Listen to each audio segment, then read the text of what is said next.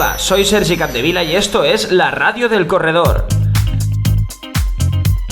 ¿Qué tal, amigas, amigos? Bienvenidos, bienvenidas a este 12º programa ya de la segunda temporada de la Radio del Corredor, vuestro podcast de 42 minutos, que son los kilómetros que, como bien sabéis, tiene una maratón y a los que nos ceñimos normalmente con menos que con más éxito. En este 12º programa introducimos una edición especial en la que charlamos largo y tendido con uno de los entrenadores españoles con más pedigrí del panorama internacional. Él es Jerónimo Bravo. Como sabéis, nos podéis escuchar por iVoox, por SoundCloud, por Spreaker, por nuestro reproductor propio de la Bolsa del Corredor, bolsadelcorredor.com, donde también despiezamos todos los bloques de todos los podcasts y ediciones que podéis repasar en la pestaña radio de la web de la Bolsa del Corredor. También nos podéis encontrar en las redes sociales. En Twitter somos @labolsacorredor, en Facebook, facebook.com/labolsadelcorredor y en Instagram @labolsadelcorredor. Repasadas plataformas, redes sociales, solo nos queda agacharnos, atarnos las zapatillas y comenzamos. Hablar de Jerónimo Bravo es hablar de uno de los entrenadores a nivel internacional con más postín. Lleva más de 20 atletas repartidos por todo el planeta. Entre ellos, el hasta hace apenas unas semanas récordman mundial de media maratón, el eritreo Sersenay Tadese. Reparte su tiempo entre Madrid, donde se encuentra su cuartel general, que es la casa de campo, y el resto del mundo cuando pasa temporadas con sus alumnos, por así decirlo. Ha compartido horas y horas de entrenamiento en África con algunos de los mejores fondistas del mundo. Y lo más importante, habla sin tapujos, sin pelos en la lengua. Sobre rebajar las 2 horas en la maratón, sobre los beneficios de entrenar en los famosos training camp africanos, sobre el estado de salud actual del atletismo español, entre otras muchas cosas. Hablamos con él en este programa especial sobre Jerónimo Bravo en la Radio del Corredor.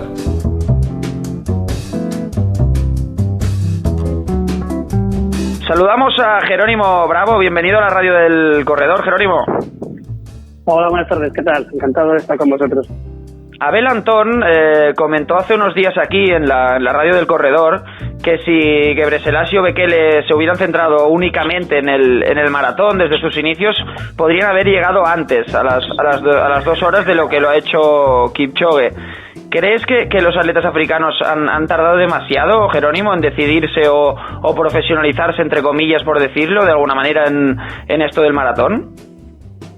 Bueno, yo creo que son casos diferentes. Gebrselassie evidentemente pasó al maratón con una edad ya avanzada, entre comillas, que corre con el mundo, y lesiones. Bekele pasó bastante más joven, hizo una grandísima marca. Lo que ocurre que le faltaba, no ya en el maratón, le falta en sus últimos días de carrera de focalizarse en el atletismo. Yo pienso que los atletas africanos lo que ocurre es que al final han empezado a entrenar el maratón. Primero, porque son muchísima cantidad, con lo cual de la cantidad sale la calidad. Y segundo, han empezado a focalizarse en el maratón específicamente. Es muy raro que veas a los grandes maratonianos, Kipchoge, correr algo durante el año, aunque les paguen fortunas que no sea un maratón. Al final es una prueba que requiere especialización, y la especialización suele llevar al conocimiento de la materia, y el conocimiento se redundar en mejores rendimientos. Eso te voy a decir, porque dentro de la especialización está también el asesoramiento, ¿no? La estrategia de carrera, el saber cómo y cuándo hidratarse. Quizás es algo que hace 10, más bien tirando a 15, 20 años no estaba tan trabajado. Pero yo creo que igual también recurre al saber. Mira, fíjate, hay lo que digamos es Vox Populi, hay una contradicción. Yo creo que a día de hoy los atletas blancos, europeos, americanos, como los quieran denominar, van por detrás en el tema de la preparación del maratón, tanto en lo que son la parte externa, ya sea de hidratación, nutrición, como la parte técnica de lo que es la aproximación a lo que es el entrenamiento del maratón. Hay también una opinión extendida que, claro, que los atletas africanos ahora corren más también porque les llevan técnicos europeos. Yo soy técnico europeo, pero a Kipchoge le lleva un técnico keniano. Es decir, al final lo que ocurre es que hay que evolucionar y hay que estar abiertos a muchas cosas. Lo que en África puede ser que técnicamente en su momento estuvieran detrás de los europeos o de los americanos o como quieran denominar. Sí. pero han sabido evolucionar, han sabido adaptarse y han sabido coger lo mejor de cada casa, como se suele decir. Por un lado, el espíritu y la capacidad de trabajo del atleta africano, y por otro lado, la mejora que te pueda venir de conocimiento científico o técnico. Y además, estar abiertos a nuevas posibilidades.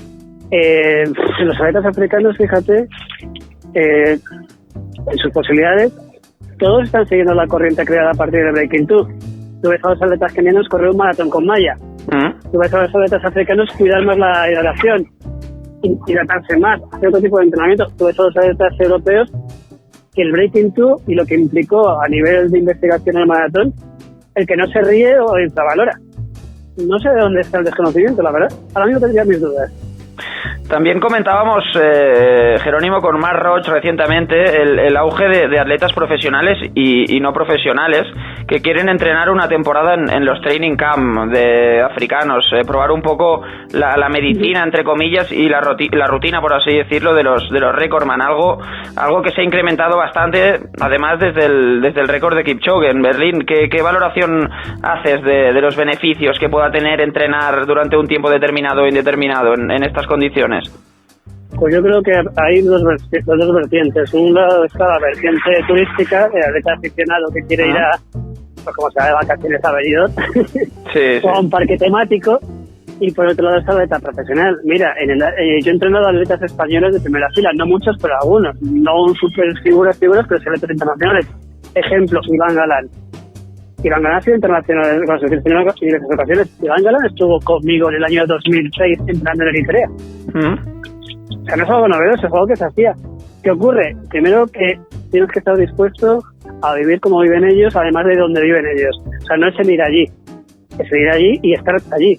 Y estar allí en una concentración como suele ocurrir de 20 días, un mes, 2 semanas, no aporta. O sea, si tú quieres ser como ellos, tienes que vivir como ellos. Y vivir como ellos no implica ir de vacaciones un mes. Es muy positivo siempre y cuando eso, o esa filosofía, ese sistema o esa estrategia de trabajo, la mantengas en el tiempo. De nada vale irte un mes o dos a Etiopía, Eritrea, Kenia, donde quieras, a un training camp, sea el mejor del mundo, y los otros 8, 9 o 10 meses del año entrenas de otra manera que no es la que va en la misma línea de la que se va de 2 meses. O sea, un atleta africano no se va a coger un mes de vacaciones o 20 días como ocurre con muchos atletas europeos. Y en esos 20 días, por supuesto, no van a hacer lo que no hacen durante el resto del año. Van a descansar. Si quieres ser como ellos y trabajar como ellos, tienes que hacerlo siempre, no un periodo. A partir de ahí, me parece interesantísimo. El aspecto lúdico de los que quieran ir a Kenia como van a correr el maratón de Nueva York o Londres o lo que sea. Bueno, es una experiencia. Me parece que si te lo puedes permitir y te gusta, es una experiencia, es unas vacaciones. Y la parte profesional creo que implica más que irte a África un mes. Continuando con nuestras citas sobre autoridades del atletismo que han pasado por aquí por el programa, Jordan Santos, doctor en fisiología del ejercicio, realizó un estudio en Sudáfrica, y una de las conclusiones a las que llegó es que los atletas africanos de élite con los que hicieron las pruebas tenían una oxigenación cerebral mucho más estable realizando esfuerzos de alta intensidad, y en ellos pues no se producía la caída habitual en la mayoría de atletas. Para Jerónimo Bravo, ¿qué factores influyen en esa supremacía de los atletas africanos en el fondo? Bueno, evidentemente el atletismo es un deporte básicamente físico, es decir, genética, es decir, cualidades físicas. Es innegable que las cualidades físicas van a estar por encima de cualquier otro aspecto. Ahora bien, a eso le añaden una capacidad de trabajo, es decir, está la aptitud y la actitud. Elevadas ambas a su máxima potencia. No sé realmente si la parte física es tan determinante, que es muy importante respecto a atletas. A ver, lo que ocurre es que ¿por qué los atletas europeos o blancos antes andaban en las inmediaciones de los 27 minutos, incluso bajaban de 1 hora o hacían 2:06 en maratón, y ahora estamos tan lejos? Esas cualidades físicas también existirían. El problema es que se ha producido una involución en el atletismo, vamos a decir, blanco, y una evolución en el atletismo africano. La genética es algo muy importante, pero solamente con la genética no creo que sea la mayor diferencia que pueda existir ahora mismo porque entonces la raza habría empeorado más que mejorado. Creo que no es así. Ya. Lo que implica es, también habría que hacer esos mismos estudios con realmente atletas de primera fila de caucasianos, o sea, sean del país que sean, y a partir de ahí valorar. En el año, de memoria, 2004, yo participé en una investigación del mismo estilo con la Universidad Europea de Madrid, Sí. en la cual, que está publicada, con Martínez Lucía y Jesús Oliván, doctores en Fisiología del Esfuerzo y Educación Física, respectivamente, en la cual se evaluó, entre otros, a todo mi grupo de eritreos, y sí, existían diferencias significativas. O sea, tenían una capacidad física por encima de lo normal, pero no era algo increíblemente determinante, ¿no?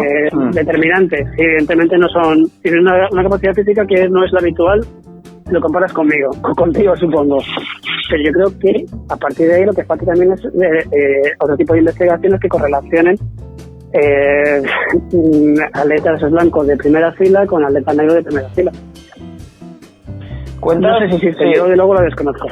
Cuentas, Jerónimo, en una entrevista en la Bolsa del Corredor reciente, que el tema de la procedencia de los atletas de élite que manejas no es un hándicap a la hora de tratar con ellos, pero realmente es impensable que a la hora de trabajar, por ejemplo, con el bronce mundial, Aaron Kifle, o no haya que tener en cuenta las costumbres tan distintas a nivel cultural de su tierra de procedencia, ¿no? El hecho de trabajar con atletas de élite africanos, colombianos, de nacionalidades tan dispares, tiene que ser también para ti, eso sí, un enriquecimiento personal.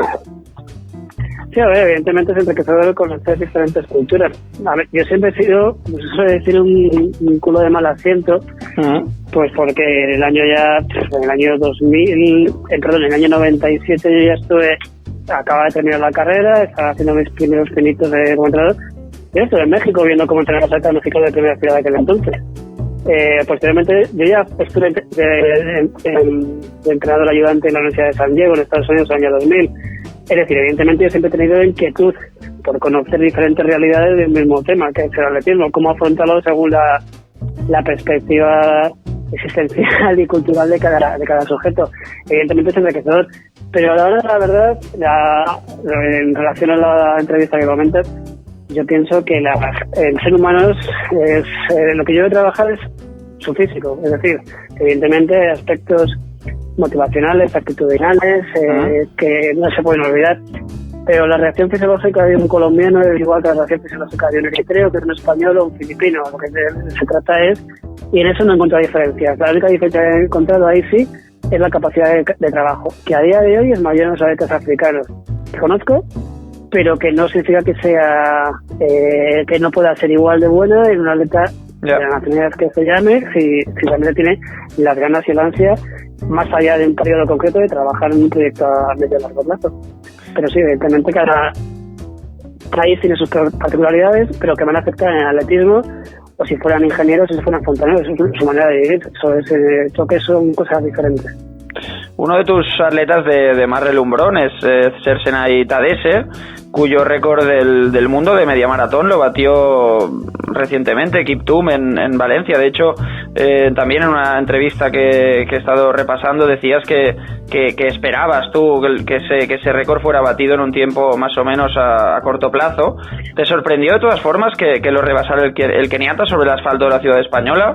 8 años, al fin y al cabo, es mucho tiempo. A ver, los récords están pensados para ser batidos. Yo recuerdo cuando yo empezaba en esto, entre comillas, escuché a un tal Fermín Cacho que no hacía el récord de España, pero mientras tanto se dedicaba a acumular medallas como un condenado en Juegos Olímpicos, Mundiales y Europeos. Yo prefiero las medallas que los récords porque las medallas no te las quitan, salvo que pasa una cosa muy extraña, y los récords, al final, por ley de vida, alguien te los bate. El récord tenía que ser batido como serán batidos todos en algún momento. Antes o después los récords se baten. ¿Qué me sorprendió? A ver, quizá no era el mayor candidato que yo podía tener en mente para que lo batiera, y desde luego, siguiendo la guía de la carrera, en el kilómetro 10 jamás me pensaba que fueran a batir el récord de la carrera, cuando iban ya, creo que 22-24 segundos más lentos que el récord mismo de la prueba, que a su vez era 20 y tantos segundos más lento que el récord del mundo. Ahí sí me sorprendió, y me extrañó y me sigue extrañando el que puedas hacer un segundo 10.000 en 27:16. Me parece realmente pasmoso hacer la 11ª marca mundial de la historia en 10.000 en el segundo 10.000 de una media maratón. A partir de ahí los récords se baten. Entonces, pues enhorabuena por haber batido el récord del mundo y llega el momento que se lo baten a él también, eso es así. Hablando de Tadese, el eritreo tiene ya 36 años, ¿no? Ha ganado 4 mundiales de medio maratón, entre otras cosas. Después de haber tratado con tantos atletas de primera mano, Jerónimo, ¿crees que en estas edades aún se pueden lograr grandes cosas, incluso algún récord? Mira, Kipchoge. Kipchoge es más o menos de la misma edad que Tadese, quizá un año menos, un año más. Es lo de menos. Kipchoge está en su máximo esplendor físico. A raíz del Breaking Two, todas las pruebas de Cercenay decían que su ocaso físico no había llegado. El año que va a acabar en el mes de febrero, yo pienso que estaba en disposición de intentar hacer muy cerca de su récord del mundo de media. Tuvo la mala suerte de que tuvo un problema en el gemelo y no se pudo entender. Es decir, a día de hoy los resultados del día a día, las pruebas de campo me dicen que su declive, a ver, no va a hacer marca personal de 10.000, que es una burrada, que es 26.37, pero en distancias más largas está aún a un nivel, digamos que muy próximo al mejor Tadese. Y pienso que el mejor Tadese, aquel que hizo el 58.23, esa marca no reflejaba su valor de aquel entonces, puesto que el circuito, primero porque corrió sin liebres prácticamente, y el circuito no era más propicio. En aquel entonces Tadese estaba, en mi opinión, para bajar de 58 minutos. No se hizo, con lo cual se quedó en 58.23. Pero digamos que es en las mismas condiciones que Tadese tenía en el mes de febrero del 2018, sí pienso que puede estar a un nivel similar a esos 58.20, 58.30. Al final todo depende de, aparte de lo que hemos hablado antes, aparte del nivel físico del hambre que le quede. Tadese lleva desde el año 2004 ya fue medalla olímpica. Es decir, la trayectoria es larga. Mantenerte a ese nivel de exigencia, aunque te motives, es difícil, porque somos humanos. Yo pienso que si la motivación la mantiene, todavía le quedan bastantes cosas por hacer. No muchas, por ley de vida, pero le quedan cosas importantes que hacer. Entonces, ¿qué entra más en juego a la hora de mantenerse en lo alto a medida que un atleta profesional va ganando años? Me dices el hambre, ¿lo equilibrarías en el mismo escalafón, el mismo nivel que el estado físico, que todo lo que se haya podido cuidar y respetar, digamos, entre comillas, el atleta? Cabe recordar a nivel nacional también, por ejemplo, me venía a la cabeza que Jaume Leiva hizo marca personal con 35 años en Valencia también, o sea, es otro caso, ¿no? A ver, yo pienso que hay dos curvas que ascienden y descienden. Hay veces que van paralelas y otras veces que van en direcciones opuestas, que son el nivel físico y la motivación. Generalmente, y más cuando tienes más carrera pasada que por delante, desciende porque generalmente ya has hecho todo. Ahora, bien es cierto que sí pienso que existe una correlación en que si tú tienes motivación, digamos que puedes frenar el paso del tiempo, entre comillas. Evidentemente el declive físico es incontrolable y es imparable, pero puede ser paliado trabajando de otras maneras si tú tienes las ganas de trabajar aún. Es decir, si me queda algo para hacer. En el caso de Tadese o en el caso de Kipchoge en el año 2003 fue campeón del mundo. Yeah. En el año 2018 ha sido marquista mundial. Pues estamos en la misma. Por ley de vida, según los fisiólogos, con 15 años de carrera y 36 o 35 años de experiencia tiene que estar acabado. ¿Qué ocurre? Que la pista y el cronómetro o la carretera está diciendo otra cosa. Entonces, pues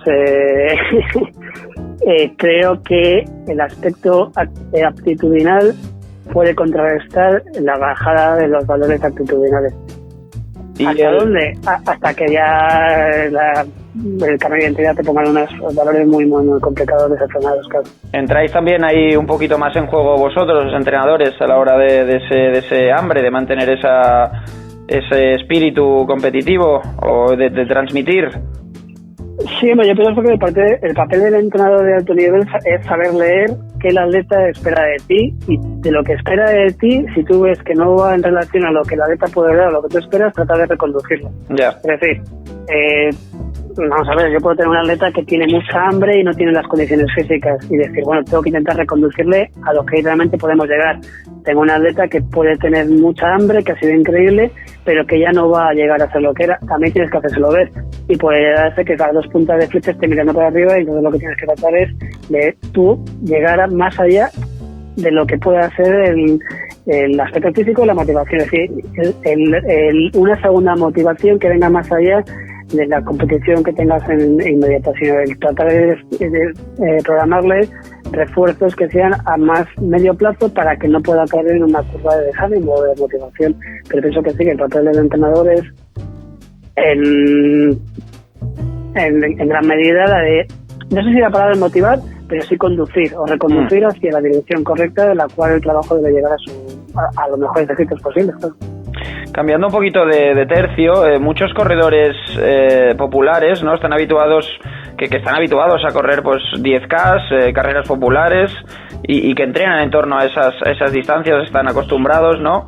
Pues su evolución a veces típica, ¿no? Y más lógica es que vayan sintiendo el gusanillo de probar pues un saltito más, ¿no? Y ese salto suele ser ya después la media maratón, ¿no? ¿Cómo debe preparar el corredor amateur esa transición y con cuánto tiempo de margen aconsejas que se debe comenzar a trabajar en ella, Jerónimo? A ver, yo pienso que las etapas tienen que ir quemando paulatinamente y evidentemente para pasar de un nivel a otro tienes que controlar el nivel en el que estás. Es decir, lo que no puede ser es que corras 2 10.000, 3 10.000 o 3 10K, 4 y ya pisas en la media. Primero porque no conoces a tu cuerpo, cómo va a reaccionar, porque cada carrera puede reaccionar de una manera diferente. Segundo, porque te metes un proceso de mal. A ver, también estamos hablando de situaciones en las cuales son atletas recreacionales que no han tenido un pasado atlético y que han empezado a correr con 20, 25, 30, 30 Exacto, sí. o 50 años. Es decir, las pruebas de media maratón y de maratón son pruebas de ultrafondo, en las cuales los atletas avanzados en distancias y experimentados y con nivel se piensan en el momento de dar el paso. ¿Por qué? Primero porque es duro, segundo porque requiere un nivel de maduración y tercero porque ahí sí entran otros valores, podemos decirlo, de riesgo. Pues sí, cuanto más larga es la distancia en la que corres, más entran valores incontrolables, impredecibles en juego que pueden significar riesgos. Entonces pienso que cada persona lo primero que tiene que conocer es su propio cuerpo en situaciones de esfuerzo. ¿Cuánto? Depende de cada persona, pero yo pienso que una persona que comienza a correr, vamos a poner el 1 de enero del 2019, en el 2019 no debería ni plantearse ni por lo más remoto correr una media maratón. Está claro, sí. Yo pienso que un corredor que esté controlando distancias de 10 a 15 kilómetros debería ser a menos de 2-3 años antes de empezar a correr una media. Ya del maratón, ya sé que lo que digo es quizá la antítesis de lo que hoy se oye o se pregona o se vende. Pero bueno, es mi opinión y además pienso que es lo que se ha hecho siempre con atletas experimentados, imagínate con aquel que no lo es y que además pues tiene menos capacidad física porque no son atletas profesionales.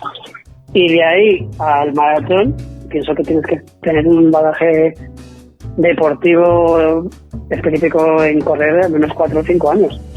Pero también por el mero hecho de permitirte mejorar en otras fases. Si te pones a mejorar, a correr maratones, tu velocidad se va a ver disminuida sí o sí. Y a la hora de querer ser el mejor corredor de maratón posible, tu velocidad de base va a ser también importante. Es decir, cuanto mejor corredor de 10.000 seas, mejor corredor de media maratón serás. Y cuanto mejor corredor de media maratón seas, en general, no sé si vas a ser mejor corredor del maratón, pero vas a tener mayores recursos o repertorio de habilidades para poder afrontar un maratón. Y a partir de ahí yo creo que sería la secuencia más apropiada. Nos comentabas antes, Jerónimo, que ha habido probablemente en el fondo europeo, caucásico, como queramos decirlo, una pequeña involución. ¿Cómo ves actualmente la salud del fondo español? Javi Guerra es quizás el nombre que tira con más fuerza y que ejerce un poco como referente, pero ¿qué valoración personal haces del estado actual y de las nuevas generaciones que pueden llegar? Por ejemplo, Abel Antón nos comentó que él, aparte de Javi, que sí que está a un buen nivel, echaba de menos atletas que le acompañaran en este momento de que está pasando el fondo nacional, ¿no? Sí, evidentemente Javi Guerra está en un estadio 2 o 3 pasos superior a nivel de marcas en el maratón que el siguiente atleta. Estamos hablando de un atleta que este año ha corrido en 2.8 y que el siguiente español, hablo de memoria, habrá estado en torno a los 2.12, 2.13, si no me equivoco. Es decir, 4 minutos de diferencia en el maratón es demasiada diferencia. Y esa de 2.8.30 y algo de Javi, que es una muy buena marca, no nos debe hacer olvidar que detrás, primero que Javi, como todo el mundo, los años pasan. Es decir, es un atleta que está en su mayor motivación deportiva. Y detrás, los atletas que vienen tampoco son atletas especialmente jóvenes. Entonces, creo que hay un problema, por un lado, de edad, obvio, de lo que hablamos en la prueba del maratón, y luego un problema de, pues al final, yo aunque suene cruel de decirlo, 2.12, 2.13 son marcas que hoy en día no son competitivas. ¿El por qué? Pues, hombre, yo pienso que en primer lugar, evidentemente, hay menos atletas que antes. Hay mucha más gente que corre, que yo creo que es algo que la gente se confunde. El boom del atletismo, no, el boom de correr. Considero que una cosa es, y no es una cosa mejor ni peor que otra, es diferente. Una cosa es el running y otra cosa es el atletismo. Es más, estoy convencido de que la mayor parte de la gente que corre, los denominados runners, no les preocupa ni ocupa lo que hacen los atletas profesionales, porque es que generalmente ni lo conducen, ¿sabes? Ni los conocen, los conocen. Saben a correr porque les gusta, punto. No tienen. Entonces, creo que son dos fenómenos o dos modalidades del mismo deporte que se llama correr o atletismo, en este caso atletismo la carrera, que van en direcciones opuestas. A partir de ahí, creo que hay una laguna muy grande en cuanto a detección de talentos, no lo sé, porque al fin y al cabo atletas siguen surgiendo más o menos, y lo que ocurre es que no se llegan a consolidar. O sea, de la generación del 90, que es la cara puesta en su cenit en el atletismo español, recuerdo que hubo bastantes atletas que en categoría junior y promesas, si no fueron medallas, fueron campeones de Europa. Esos atletas tienen 28 años, 27, 28 años. El que más alto ha llegado ha sido cambiando de deporte, que se llama María Mola. ¿Dónde están el resto? Algo ha pasado. Sí, podrá que ser que sean los mejores de España. Y a lo mejor ese es el problema, que son los mejores de España y con eso les llega para ir al siguiente paso. Pero con eso no vendemos atletismo a la hora de ir a donde realmente se mide atletismo, que es a nivel europeo mundial. De hecho, es que en el europeo pasado, más allá de lo que siempre hemos sido buenos, que es la marcha, y las excepciones puntuales caídas del cielo, que en algún caso ha sido un triplista, en algún caso ha sido un saltador, en algún caso ha sido que no es nuestra materia prima, nos guste o no nos guste, los resultados han sido malos. Habrá habido 6, 7, 8 medallas, pero los resultados han sido malos. Quita la marcha que siempre la hemos tenido. Quita la generación espontánea, que siempre se ha llamado un Yago Lamela, que en paz descanse, una Bascal, una Niurka Montalvo, una Gloria Lossi, y al final siempre tenemos algún atleta importado, que son tan españoles como los que con nosotros, eso es obvio, la generación espontánea y la marcha. ¿Y el resto? Entonces, y es que al final, nos guste o no nos guste, nuestra genética está especialmente dotada para el fondo, medio fondo y fondo, y no hay atletas prácticamente que ni participan.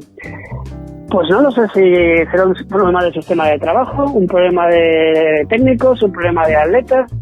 Por desgracia, yo estoy fuera del atletismo español, es decir, no entreno atletas españoles de primera fila desde hace ya muchos años. Entonces no puedo profundizar. Sí veo que son atletas de talento, jóvenes, que no llegan.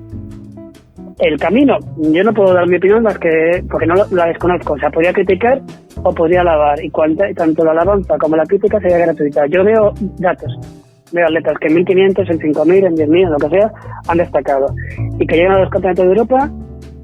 Primero, en el día del campeonato no rinden como han rendido el resto del año en muchas ocasiones, y segundo, están muy lejos de atletas tan europeos como ellos. ¿Qué ocurre? Pues hay 3 variables: internas, externas o conjuntas. Las conjuntas es el sistema, las internas son el atleta y las externas son el entrenador.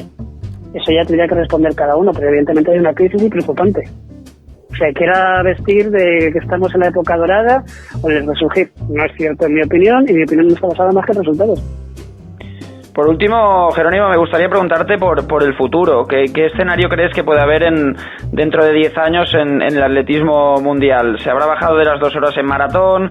¿Se habrá vuelto a batir el récord del mundo de media maratón? ¿Seguirán los africanos con su monólogo y su dominio? ¿O se irán acercando un poco más los atletas europeos? Eso en ese sentido nos lo has respondido durante la conversación, pero bueno, yo te lo vuelvo a lanzar. Haz un poco de vidente, saca un poco la bola de cristal dentro de tus conocimientos y de la tendencia que ves que va llevando el fondo y atletismo en los últimos tiempos. Sí. A ver, yo creo que por un lado no debemos olvidar que la dominancia del atletismo africano es tan grande como el baloncesto americano domina el baloncesto mundial. Es decir, es así, o sea, nadie cuestiona que en el Real Madrid de baloncesto, que todos decimos que es el mejor equipo de Europa y el mejor equipo de España, españoles haya 3 y el resto sean americanos con diferentes pasaportes. Negar eso es negar la globalización del mundo. Sí. Entonces, otra cosa es que, y lo digo así de claro, que los negros americanos molen más que los negros kenianos. Entonces tenemos un problema, porque también considero que el atletismo quizás sea el deporte menos solidario, aunque venga lo contrario y más racista que existe. Por motivos muy variados, que no es el tema de conversación ahora. Tenemos que asumir que si queremos que el atletismo crezca, tenemos que potenciar nuestras figuras. Nuestras figuras, a día de hoy, salvo excepciones, son negras y africanas. ¿Por qué? Porque además, aunque hubiera grandes figuras en los lanzamientos, en los saltos, nuestro público potencial viene de lo que antes hemos hablado, del running. Y el running es correr fondo. Es decir, las figuras, si queremos tener público o mercado, como dicen los modernos, viene de los practicantes. Los practicantes no van a poner a lanzar jabalina en una calle ni a saltar pértigas de bajones, pues van a correr. Se van a ver reflejados en lo que ellos hacen. Lo que ellos hacen es correr de 10.000 para arriba. Si queremos que esto crezca y que existan iconos, pues serán los que sean los mejores, ¿no? Y los mejores tienen una nacionalidad o una procedencia en general. Tenemos que vender nuestras figuras y no lo hacemos, al contrario, las infravaloramos. A partir de ahí, creo que eso se va a acentuar. Creo que lo que te comento antes de globalización va a llegar más, pero por ley de vida. Porque es que en España, en Italia, en Francia o en Estados Unidos existe un fenómeno mundial que se llama inmigración. Y si no se llama así, se llama el que ha habido africanos que han ido a Estados Unidos o a Italia o a España y han tenido hijos y son tan españoles como nosotros. ¿Qué ocurre con eso? Pues que va a aumentar la predominancia del atletismo de color y no podremos decir, como ocurre en ocasiones, que mira, los kenianos turcos, cuando el equipo español está, hay también nacionalizados que no han nacido en España. Eso es muy hipócrita. El primer paso de cara al futuro para el atletismo que es dejar a un lado la hipocresía que caracteriza este deporte y decir que el que corre, corre y que el que corre es porque es mejor. Y eso da igual el color.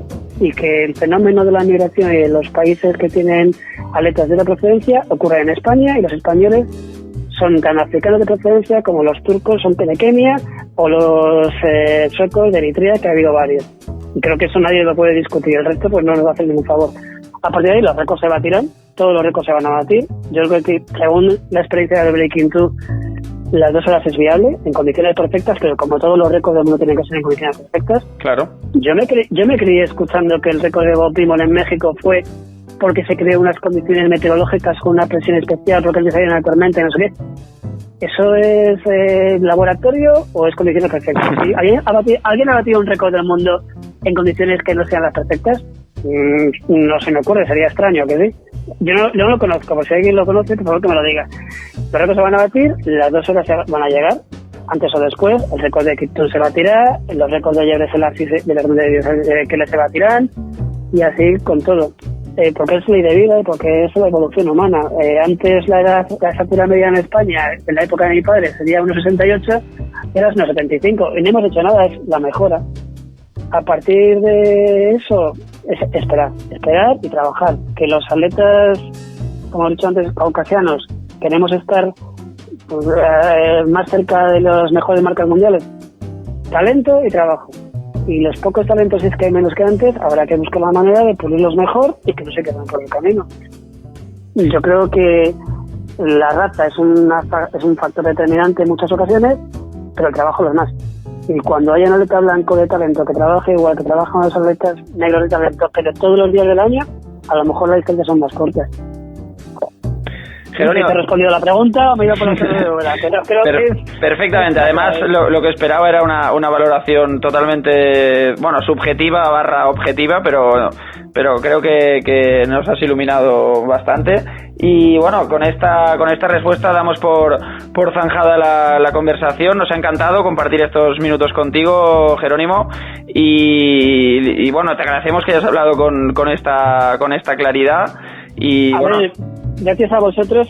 Parto de la base de que lo que yo digo no es ley, ni es palabra de la Iglesia, ni es cátedra, es mi opinión. Pues habrá gente que dice y habrá gente que esté de acuerdo. Lo que sí es cierto es que el camino en el que vamos, y es que al final el atletismo tiene una cosa que es objetiva, que se puede medir. Y lo que estamos midiendo hoy en día es peor de lo que medíamos hace 5 años, hace 10 y hace 15. Remediarlo está en nuestras manos, pero claro, tiene que ser que primero reconozcamos errores, que reconozcamos problemas y veamos vías de solución o de mejora. Si la gente piensa que vamos bien, pues entonces el equivocado soy yo y lo reconoceré y punto. Y dentro de 5 o 6 años hablaremos y dirás, Jerónimo, te has columpiado. Ojalá, si yo no quiero nada malo para el atletismo, digamos, europeo y español en particular. Mi trabajo está en otra versión, en otra vertiente. Y veo que en la otra vertiente o la otra versión cada vez corren más. ¿Cómo? Pues primero con talento, segundo con trabajo. Quiero igualdad. O sea, que de verdad se trabaje la misma cantidad, con la misma intensidad y con las mismas ganas. Porque ahí seguro que se acortan las distancias.